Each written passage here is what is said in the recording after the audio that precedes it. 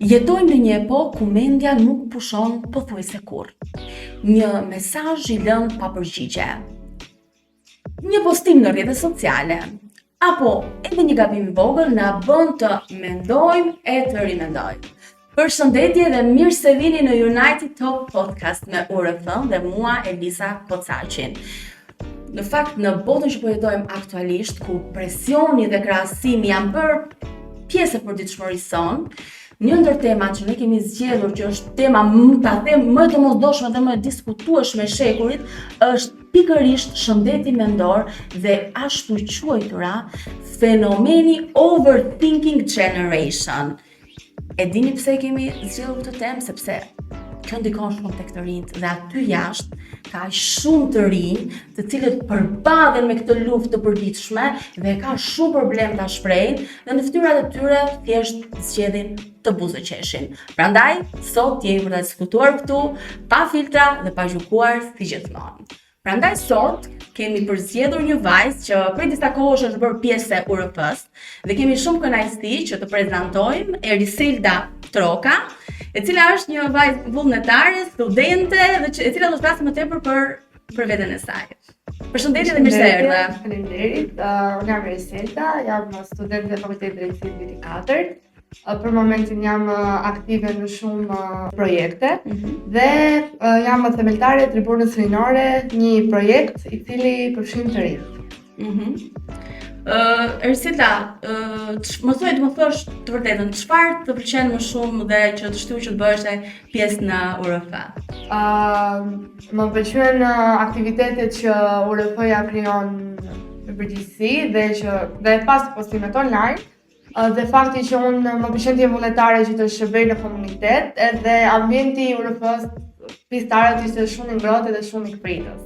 Terapia apo dumping tek shoqëria? Të dyja. Sepse terapia ndodh në një moment që të kalon kufit. Pjesa e shëndetit mendor dhe një person ka vërtet nevojë për terapi. Kurse trauma dumping te shoqëria është diçka që të ndihmon, por jo në atë nivel që ti je keq.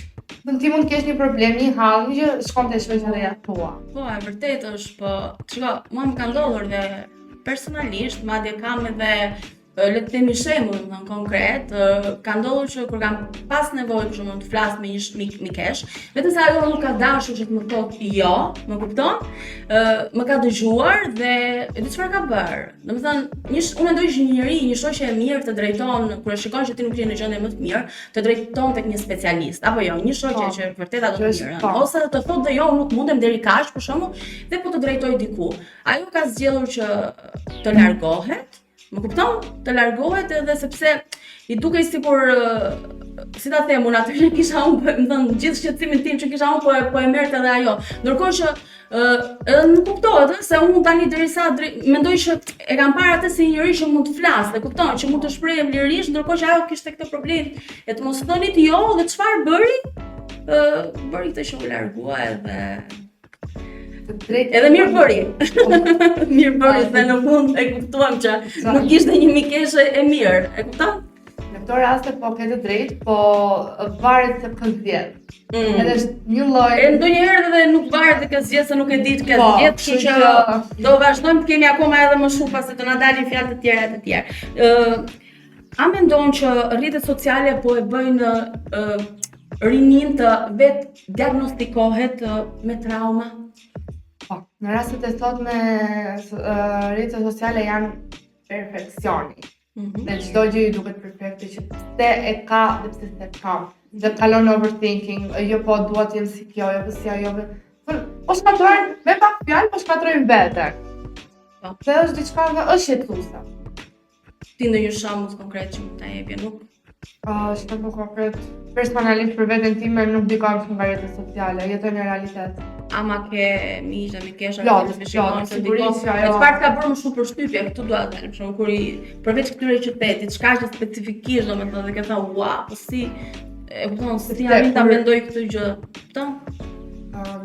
Kur shohim në rrjetet sociale postime njerëz që bëjnë një jetë perfekte, të gjithë po them persona që i shikojnë ato postime, persona që bëjnë like, komente, futen në botën e tyre, thonë që okay, sigur jetojnë me ata, thonë e ka kjo, do bëj dhe unë, e këtë dhe unë, gjithmonë e lidhin me veten e tyre se që harrojnë të jetojnë për veten e tyre, jetojnë sipas rrjeteve sociale, dhe i të gjetën postime, do shkoj atje ta hedh në rrjet sociale sepse dua të shikoj të tjerë që unë kam ikur diku. Harrojnë me ndonjëherë që jetojnë momentin në asaj që. Nuk është kjo rrjeti social.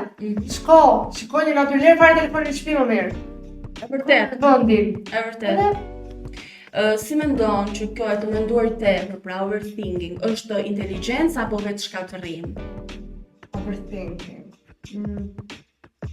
Edhe të dyja, po varet cila ka të mirat dhe të këqija të saj.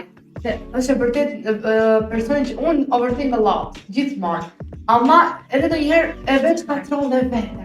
Çfarë mendon ti kaq shumë Prisela për të parë? Po pse të bëra kështu? Pse nuk pse ose për një rast, për një rast tek një punë, po. Me shkollën, që po pse të bëra kështu, po sikur të jetë kjo, po sikur dalë jo. Domethënë ke shumë pyetje në kokën tënde, se që ti shqetësohesh në atë moment. Dhe gjithmonë teknikisht të rinë te studentët vjen nga provime. Të rinë vjen po çfarë do bësh sot. Like po, unë mendoj që është shumë okay, është edhe inteligjencë, por në momentin që, sepse normalisht që njëri që mendon shumë sigurisht, por deri në momentin që kalon kufirin, po kaloj kufirin, pastaj shkatërrohesh edhe fillon edhe është ajo që të paramumbet veten edhe ke nevojë pastaj normalisht për ndihmën e dikujt. Dhe nuk është turp, prandaj vim në këto podcaste që flasim që të drejtohen të rinjtë dhe të reja pse jo tek specialistët për katës, sepse jo çdo gjë në këtë jetë ne e kalojmë vetë. Ne kemi nevojë për njerëz. Kemi nevojë për ndihmë dhe kemi nevojë që të flasim dhe jo t'i mbajmë gjërat. Është kjo që thashë të fillim gjithmonë brenda vetes. Është për paktën pjesa e shoqërisë po e buan që po e mbajnë shumë gjëra brenda vetes. Është edhe ti mbajmë brenda vetes është më keq se sa. Edhe ti hapesh gjë, po ti mbajmë brenda vetes është shkatrim. Është dy fish shkatrim se sa do të thënë. Shikoj të doubt. Flasim pak për këtë mental health tek meshkujt, tek burrat tanë. Pse shfaqen ose pse ka të mbyllur? Pse ka të mbyllur? Pse flasin më pak për ndjenjat? Tani pse shprehen më pak? Tani ndoshta shprehen shumë, por shprehen edhe të tjerë. Pse shprehen më pak? Asnjëherë nuk flitet për mental health të meshkujt, dhe është e çuditshme, po pas mendimin tim mendoj se meshkujt janë natyrë e fortë. Edhe gjithmonë kot nuk ata është për ja burra nuk qajnë. Ama ata nuk ka parë. Po prandaj, nuk është gjithmonë ajo fjala që burrat nuk qajnë. Burrat qajnë. Çdo person shumë atje. Se tek e fundit jemi njerëz, secili ka emocione, ndjenja, dhe po thjesht meshkujt i fshehin më mirë. Mund ta keni problem një gjë, po e fshehin më mirë se ne them. Nuk janë si ne vajzat, se ne nuk jam që barku. Ne jena lulet brishta. Neve do takojmë një shoqe me patjetër, domethënë ta gjejmë dikë që të flasim. Ata kanë më të vështirë, domethënë që të shprehen në këtë anë. Meshkujt e gjejnë edhe pra që duan, e gjejnë te familja e tyre, domethënë nuk është se ne femrat kemi çka ndryshe, po gjithsesi varet. Është dhe kjo natyrë. Varet, është natyrë. Dhe më. Okej. Atëherë, çka? E ke vënë re që njerëzit sot gjithnjë më tepër flasin në momentet e caktuara ose kur ndjen diçka, direkt i vendosin një simptom vetes e thonë për shembull e kam ankth. E kam ankth. Pse kjo pjesë, pse shoqëria po parë që po njëri e kam të pjesa që kur thon kam ankth, nuk e di se çfarë është. Mos të pjesë, më të shumtë të njerëzve thonë kam ankth. Nuk e di çfarë është ankth. Disa e din, disa nuk e din. Se ti ke një dhimbje krahërori, që është dhimbje muskulare, nuk do me thënë që ti ke ankthi, nëse ta shqita nuk jam doktoresh, po të flas kam simptoma, ke marrje mend, nuk më mbushesh dot me frym, ke bllokim dëgjimi, me vetë nga eksperjenca ime, që mund të ndodhë një herë në kaq. Ankthi mund ndodh stres, se thon stres. Stresi të vjen natyrshëm, akti është natyrshëm, nuk thua se në moment ka marrë. Sepse ti në ato momente thua shumë se fillon të shqetësohesh për veten tënde dhe e humbet filmin vetes state. Nuk ke pse e thua. Ama nëse ti e ndjen vërtet dhe ke simptoma që ke ankth, sigurisht që kërkon ndihmë. Absolutisht, po është puna se nuk e bëjnë, nuk e kërkojnë gjithë. Pra është ajo që e mbajnë për brenda. Dhe kjo është shumë shqetësuesa. Është realisht shqetësuesa. Në disa raste kush thot ka ankth, ose nuk e di çfarë është ankthi, më duket sikur është për vëmendje. Është për vëmendje sociale. Pse për vëmendje? Në disa raste për. Në ditët e sotme çfarë po bëhet për vëmendje? A nuk me ndodh të nxjerrësh ti një justifikim të thuash jam këtë po vdes për vëmendje, në rrjete sociale. Në shoqërinë që po jetojmë sot ndodh. Ama nëse një person ka vërtet probleme, e di se ku duhet të shkojë.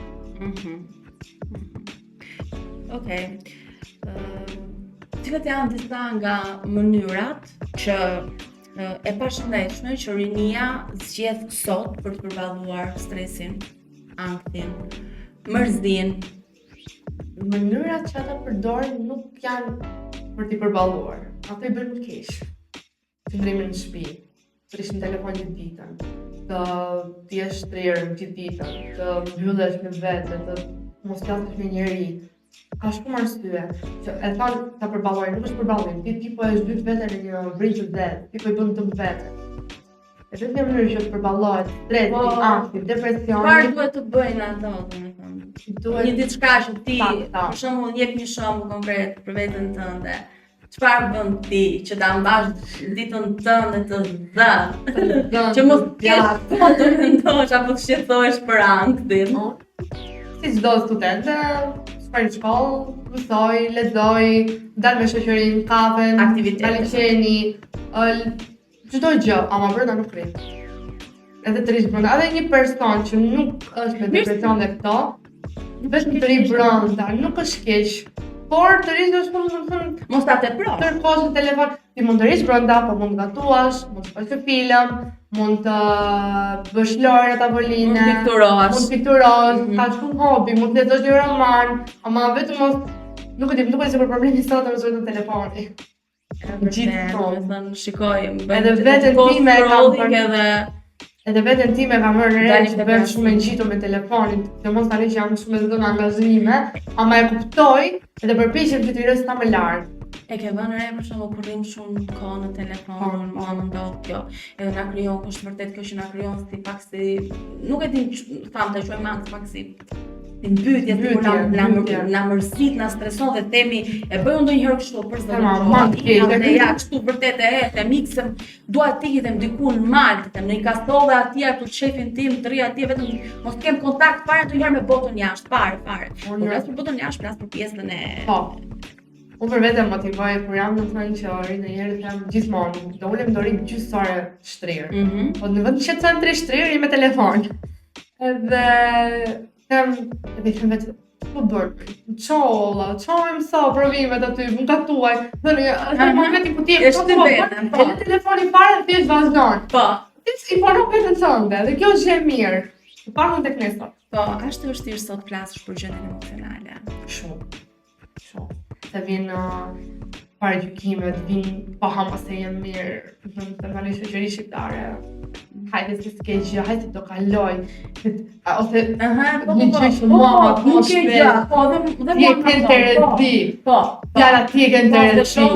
E vërtet. Mos shqip mua, pamje e jashtme, jam në rregull.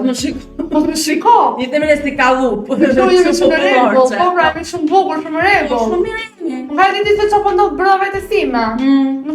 Mund ta paragjikosh ti thotë hajde se ti e ke mirë. Po e thon, dhe mua më thon. Dhe këtu çfarë kemi thon, nuk është se më është thotë personi që thotë hajde ti e ke mirë. Pastaj Mbase jam mirë si që thot ai dhe unë jam jam rregull, s'kam ndonjë problem. Dukoj se ti bën ai nuk je mirë. Po, nuk ndihesh. Ka plot mënyra që ti mund ta heqësh. Për shembull, e shikoj që edhe ngatrojnë shumë këtë depresionin në gjendjen emocionale. Po ti vesh re, janë dy gjëra komplet të ndryshme. Shumë e vërtet. Dhe gjendja është për shembull kalon. Një dëgjon pak muzikë në kufje ose bën një shëtitje diku nga liçeni ose kjo që the ti që mund të gatush bësh diçka të lezetshme aty në aktivitet në shtëpi dhe kalon. Por depresioni është tjetër gjë pra. Edhe pra pastaj edhe nuk e kupton më njeriu, ë? Vetëm mund të jetë shumë i rrallë ai njeriu që e kupton veten e tij që po zhytet dhe fillon edhe vërtet ndihmë, do të thënë nuk e nxjerr me zë, por kuptohet, dhe njeriu që po vërtet brenda vetes. Në fund, çfarë mesazhi do t'ju jepje ti të rinjve, të cilët janë duke kaluar një gjendje të themi të rënduar emocionalisht? Mesazhi im thoni, nuk është fundi i botës. Çdo gjë është do rregullohet. Jo se në disa raste nuk rregullohet çdo gjë, ama jeni ju me veten tuaj, më ndjesh shëndosh, më të shëndosh. Ndërsa unë do të thoja që mos e prisni mendje shumë. Çdo gjë e ka një zgjidhje, mbajeni mend këtë, dy fjalit e mia. Çdo gjë e ka një zgjidhje. Mjafton që të flisni, të mbani brenda vetes tuaj. Faleminderit miq, ishim në United Talk Podcast me Eurofond dhe mua Elisa Kocaqen. Shihemi në një tjetër episod.